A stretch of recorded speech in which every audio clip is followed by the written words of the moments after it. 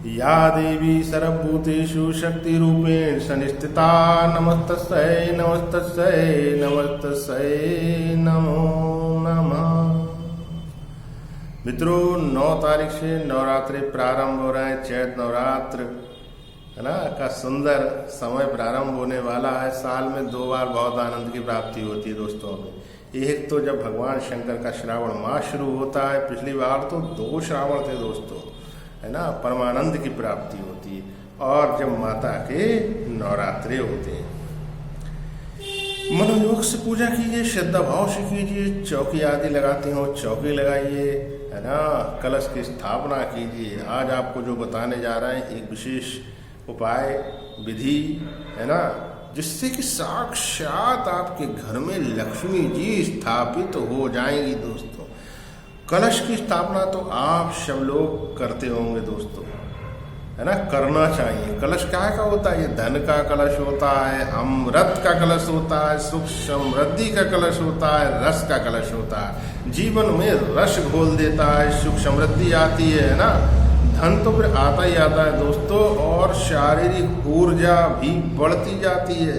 कलश की स्थापना करने से घर के अंदर अन्न और धन की कभी कमी नहीं होती उस घर में जहाँ पर कलश स्थापना माता के नवरात्रों में की जाती है। कलश स्थापना आप वैसे भी करके रख सकते हैं, किंतु नवरात्रि में इसका विशेष महत्व होता है। माँ जगदम्बा जगत जननी माता है ना, जिसके ऊपर प्रसन्न हो जाती है उसके घर में धन का कलश भरता चला जाता है, बरकत होती चली जाती है दोस्तों। कलश की स्थापना अवश्य कीजिए।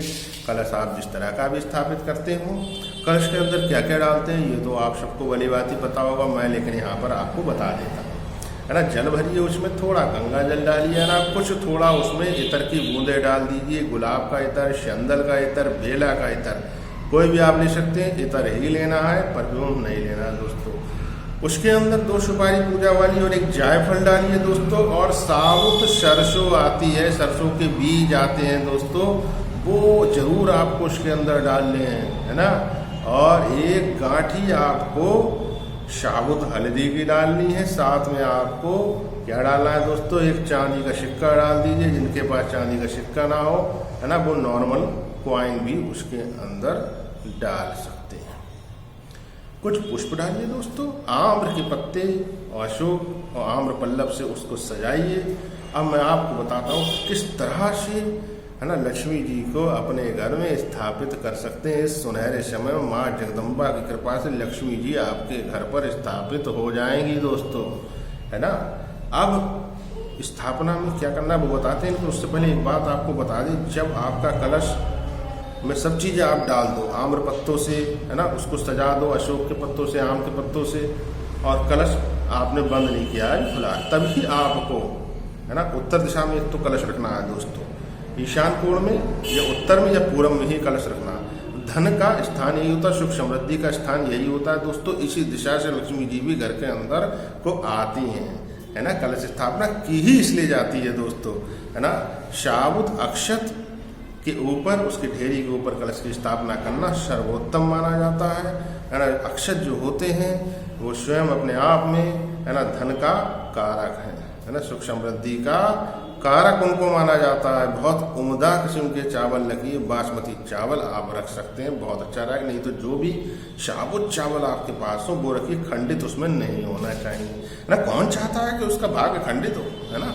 तो उसके ऊपर आप कलश की स्थापना कर दीजिए। ज्वारी आदि लगाते हैं कसोरे में तो वो भी लगा दीजिए, है ना। अब जब आपने कलश तैयार कर लिया, आम्र के पत्ते सारी सामग्री डालकर, तभी आप प्रार्थना करेंगे, आवाहन करेंगे समस्त देवी देवताओं, आप अपने अपने स्थान से मेरे इस कलश में आने का कष्ट कीजिए और 9 दिन मेरे घर में विराजिए, है ना। लक्ष्मी नारायण सहित समस्त देवी देवता मैं आपका आह्वान करता हूँ, आप कलश में आकर विराजित हो। उसके बाद की प्रक्रिया मैं आपको बताता हूँ क्या करना है। आपको सूखा नारियल लेना है दोस्तों, इस तरह से सूखा नारियल ले लीजिए, है ना। ये इसका ऊपर का हिस्सा होता है और ये इसका नीचे का हिस्सा होता है दोस्तों, है ना। सूखा नारियल जो होता है दोस्तों वो साक्षात राहु माना गया है, यानी आपका राहु आप स्वयं लक्ष्मी में कन्वर्ट करेंगे। कैसे कन्वर्ट करेंगे ये विधि हम आपको बता दे रहे हैं। ये विधि जल्दी कोई बताता नहीं है दोस्तों, है ना। ये लाल सूती रंग का आपको एक वस्त्र लेना है, सूती ही लेना है दोस्तों। इसके अंदर इस राहु को कवर कर देना है। इसका ये हिस्सा अंत में नीचे रहेगा जहाँ जड़ सी होती है दोस्तों, और इधर वाला हिस्सा जो है ये ऊपर रहेगा।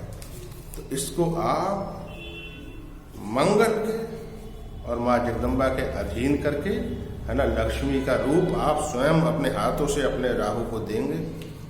मैं स्वयं भी यही करता हूँ दोस्तों, प्रति वर्ष 2 बार वर्ष में, चैत वार। इसको आप इस तरह से कवर अच्छे से कर दीजिए।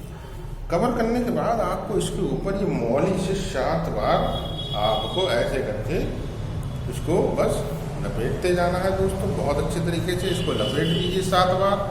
सिंबॉलिक तरीके से मैं आपको दिखा रहा हूँ, आपको पूरा ही कवर कर देना है इसको, ताकि राहु की छाया जरा से भी घर के अंदर ना रहने पाए। राहु बहुत खराब फल करते हैं दोस्तों, है ना।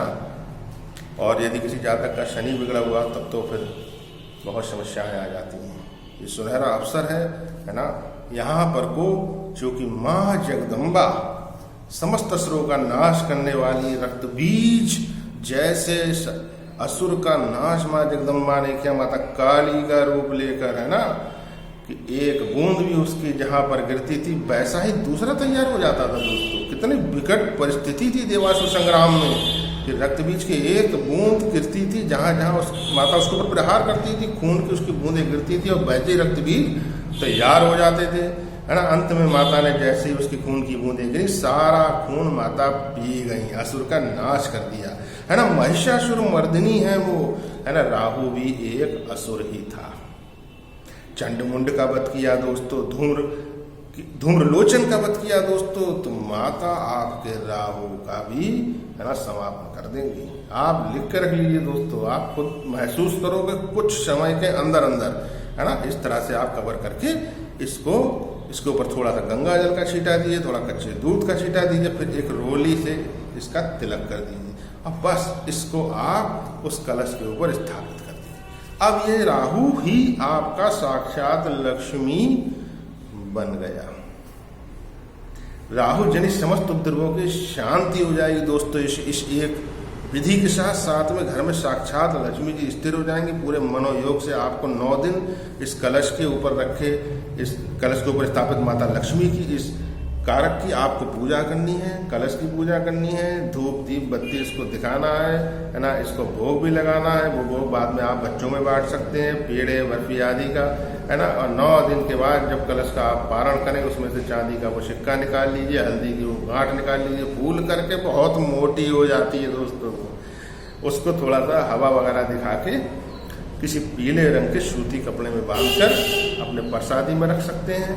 नहीं रखना चाहते अपने घर के मंदिर में रख लीजिए, है ना। धन में बरकत करता है वो सिक्का आप अपने घर के धन रखने के स्थान पर रखिए। देखिए कैसे धीरे धीरे आपका धन का कलश भरता चला जाएगा, उफरने लगेगा वो कलश दोस्तों। और कलश आजकल क्या होता है, बैंक का अकाउंट होता है दोस्तों, भरता हुआ आपको नजर आएगा, बहुत जल्दी जल्दी भरेगा, बहुत अलग अलग रास्ते आपको मिलेंगे, है ना। धन बहुत सारे रास्तों से आएगा, साथ ही आपके राहु का भी शमन होगा। और ये साक्षात लक्ष्मी जी आपके घर स्थापित हो रही हैं दोस्तों। इनकी पूजा करनी है आपको अगले 6 महीने तक। जब अगले नवरात्रे आएंगे तब आप इनको निकाल लीजिए, इसमें से कपड़ा अपने घर पे रख लीजिए और ये नारियल आप बहते जल में प्रवाहित करेंगे, तब जब नया नारियल आप स्थापित करेंगे, है ना मित्रों। माँ जगदम्बा की कृपा आपके घर पर वर्षेगी, लक्ष्मी जी आपके ऊपर खूब खूब खूब मेहरबान होंगी दोस्तों।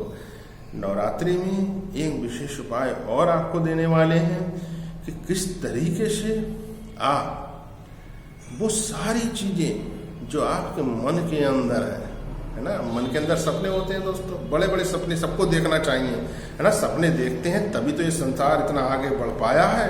अगर हमारे पूर्वजों ने, है ना, सपने नहीं देखे होते तो आज हम इंजन की गाड़ी में थोड़ी ना चल रहे होते दोस्तों। आज भी बैलगाड़ी में ही चल रहे होते, है ना, पैदल ही चल रहे होते। इस तरीके से सपने सबको देखना चाहिए। आपके सब सपनों को पूरा करने वाला वो बहुत विशिष्ट उपाय आपको बताएंगे दोस्तों। मैं आचार्य आशीष शास्त्री आपकी सेवा में तत्पर, अनवरत तत्पर दोस्तों। ऐसी ठोस शास्त्रों की जानकारी आपको देते रहेंगे। वीडियो को लाइक दोस्तों अवश्य करके जाइए, आपका एक लाइक हमारे लिए अनमोल है दोस्तों, है ना। वीडियो को अधिक से अधिक शेयर कर दीजिए ताकि अन्य लोग भी लाभ उठा सकें। चैनल पर पहली बार हो सब्सक्राइब करना बिल्कुल मत भूलिए। मित्रों, नवरात्रि की आपको बहुत बहुत शुभकामनाएं। माता जगदम्बा को खूब प्रसन्न कर लीजिए, है ना। जगदम्बा घूमती हैं मित्रों, नवरात्रि में देखती हैं कौन मेरे लिए क्या कर रहा है। और हाँ दोस्तों, तामसिक भोजन नहीं करना है, नॉन वेज किसी को बिल्कुल नहीं खाना है। नॉन वेज का तो त्याग कर दीजिए दोस्तों, है ना। शराब, अंडा, मीट, मुर्गा, मछली घर में कोई भी व्यक्ति ना खाए, है ना। व्रत रखते हैं या नहीं रखते, नवरात्रि में बहुत सात्विकता चाहिए होती है, बहुत पवित्रता चाहिए होती है ना। माता को प्रसन्न करिए मित्रों। जय सिया राम।